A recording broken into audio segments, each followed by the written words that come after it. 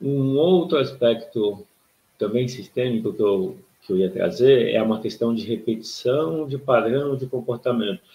Então, se você tem um modelo onde os pais não cuidavam deles e estavam sempre disponíveis para cuidar dos outros, por uma questão de modelagem, de imitar, de aprender, você pode replicar isso.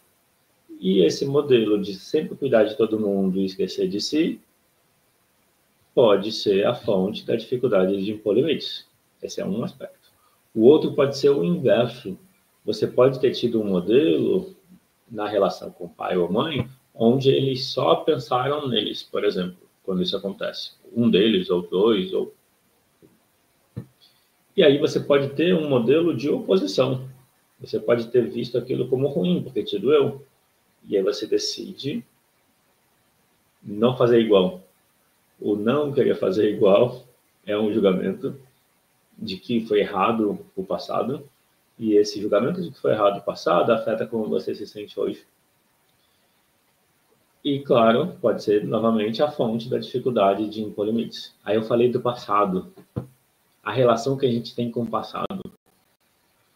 O passado foi o que foi. A gente é o que a gente é hoje porque o passado foi como foi. Se você se lamenta pelo passado, se você julga o passado como ruim, ou até julga o inverso, que o passado foi melhor do que o agora. Nos dois casos, o efeito é negativo, o efeito já fala de um sofrimento agora. Então, se você pensa no passado com um pesar, sofre em relação ao passado, isso afeta o presente. Se você pensa no passado como melhor que o presente, isso já fala que o presente está afetado.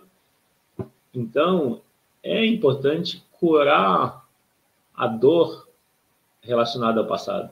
Então, se você cometeu erros, ou se você foi vítima do erro de pessoas, ou qualquer situação no passado, é importante colocar como foco resolver as questões passadas não resolvidas.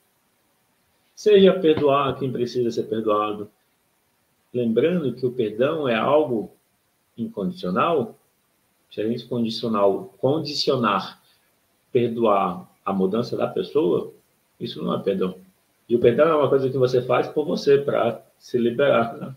A pessoa. E perdoar não quer dizer se forçar a conviver com a pessoa. Você pode perdoar alguém e ficar em paz, porque perdoou, e não existe uma obrigatoriedade de conviver.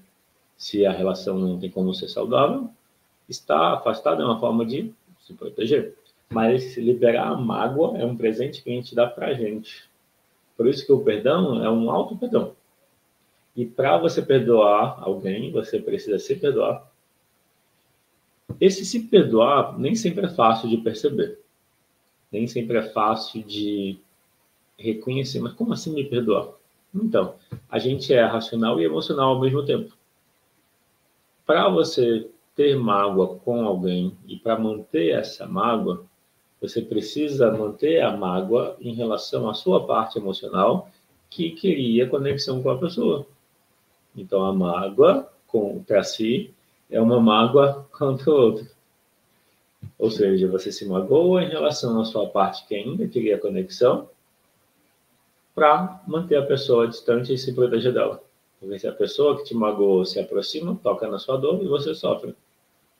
Então, na hora do perdoar, é mais sobre o auto-perdão, perdoar você por ainda querer conexão com a pessoa, do que com a mudança da pessoa. Eu falo isso porque algumas pessoas, e eu já me vi nesse lugar, condicionam o perdoar se a pessoa mudar. Perdoar é um presente para si. Demora a entender isso. Eu fui entender depois de muito tempo. Eu acho que primeiro eu trabalhei a mágoa na constelação familiar, em 2011.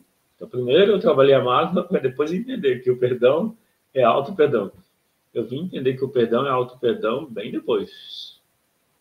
Bem depois, na prática, na experiência. Uma coisa é a gente entender aqui, na cabeça, conceitualmente. Outra coisa é vivenciar. O que eu estou falando foi... Ano passado eu entendi a questão, em novembro do ano passado, eu ainda lembro a experiência. Em novembro do ano passado eu percebi que faltava uma camada do auto-perdão. E porque essa camada do auto-perdão não tinha sido ainda digerida por mim, ela estava lá esperando ser vista. E aí eu me conectei com essa parte do meu eu emocional, que queria conexão e que eu não deixava. Dali vinha a mágoa. A Eliane perguntou: se você sente indiferença por alguém, significa que perdoou? Então, sentir indiferença é não sentir nada, certo? Eu vejo que sentir indiferença, se você pensar que a mágoa é sentir raiva da pessoa quando você pensa nela, sentir indiferença é que perdoa, você não tem que gostar das pessoas. Como se fosse assim, ou você gosta ou odeia. A indiferença pode indicar que se antes tinha mágoa, agora não tem mais. Então, perdoa. Faz sentido, Eliane? Foi a pergunta que você fez? Consegui responder? Então, eu vejo que a indiferença é uma possibilidade. A gente não tem que sentir... o que eu quero dizer é que as nossas emoções são como elas são. Às vezes, a gente se cobra de que tem que sentir algo. Ah, porque a família, porque a relação é tal, porque... Entende? Às vezes a gente cobra que tem que sentir de uma forma porque é uma relação.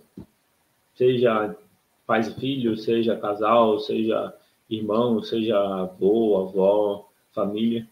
O fato de ser família não impõe um sentimento necessariamente. Quando o sentimento existe. Mas tentar se impor um sentimento ou achar errado não ter um sentimento, isso é fonte de problema. Porque a gente está querendo condicionar o sentir ao pensar. Sentir e pensar são funções que não se anulam. As duas vão sempre existir. E não quer dizer que uma impõe a outra. O pensar pode tentar se impor ao sentir, mas o sentir continua lá. É como se o pensar fosse uma pessoa dentro da gente e o sentir é outra. As duas mandam igual. Se o corpo é a casa, é como se tivesse duas pessoas dentro dessa casa. A racional e a emocional. As duas mandam igual na casa. Por mais que a racional seja mandona e acha que ela é a dona da casa, ela que manda, a emocional acha a mesma coisa. Então, a racional grita, a emocional faz só o que ela quer. É como se o corpo fosse... É muito curioso o insight que me veio agora. Ao fazer a aula, eu vou aprendendo, porque eu vou conectando pontos. Como eu falei, o assunto vai se desdobrando ao longo da aula. É quase como se a aula fosse uma vivência de constelação. Porque eu tenho um ponto de partida e tenho uma estrutura de pensamento, do simples para o complexo. E vou conectando pontos. Mas o insight que me veio é que existe ou deveria existir um casamento dentro da gente, entre emoção e pensamento. Esse casamento é o todo, é o corpo.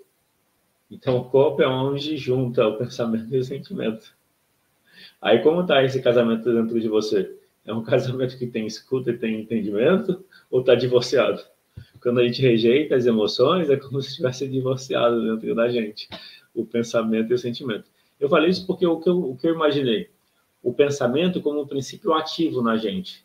Então, o pensamento como masculino na gente. E o sentimento como feminino na gente. Então, e homens e mulheres têm masculino e feminino. O masculino, a energia masculina é ativo, ação. A energia feminina é sobre receber. É sobre passividade. A gente precisa das duas energias. É o acordar e o dormir. É o agir e o descansar. A gente precisa das duas energias. É o dar e o receber. A vida é essa inter-relação entre dar e receber, o fazer e o não fazer. E quando o masculino na gente está gritando, achando que manda no feminino, que é a emoção, o feminino só não participa. O feminino na gente fala para o racional, vai lá, faz você sozinho. Só que o racional só vai até onde o emocional apoia. O masculino na gente só realiza se ele tiver o apoio do feminino na gente. E para o masculino na gente ter apoio do feminino na gente, esse masculino precisa servir ao feminino na gente. Então, a razão precisa cuidar das emoções. Quando a razão cuida das emoções, a razão e a emoção têm um lugar comum de trabalho para realizar, para fazer, para criar, para se desenvolver.